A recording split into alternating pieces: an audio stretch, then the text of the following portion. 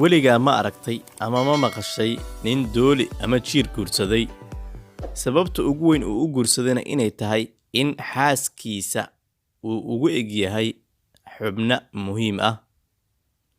Intaan muuqaalka u gudagelin, haddii aad ku cusub tahay channelkani, fadlan subscribe saaro, gambaleelkana furo si ay kuu soo gaaraan muuqaalada xiga.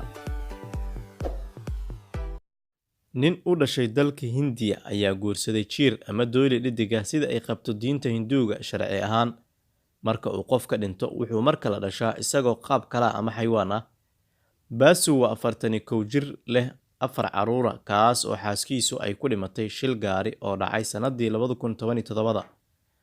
Arooskan ayaa ka dhacay magaalada Bangalore, isagoo ku andacooday in uu jiirku ama dooligu u egyahay xaaskiisii geeriyootay sanka iyo indhaha. Mr. Basu ayaa waxa uu sheegay in uu dhibaatooday dhimashada xaaskiisii ka hor inta uusan arkan jiirkani. Sida uu sheegayo, waxa uu ku arkay eegmooyin jacayl ee uu xaaskiisa ku yaqiinay. Waxa uu intaa ku daray in uu kala tashaday wadaadada macbadka Hinduuga. Guurkiisii cusubna waxay u xaqiijiyeen inuu tahay xaaskiisii geeriyootay ee dib ugu soo laabatay.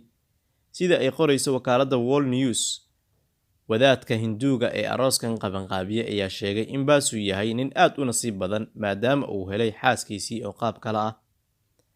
Haddii aad dhamaysatay daawashada muuqaalkani, subscribe saaro, gambaleelkana furo si ay kuu soo gaaraan muuqaalada xiga.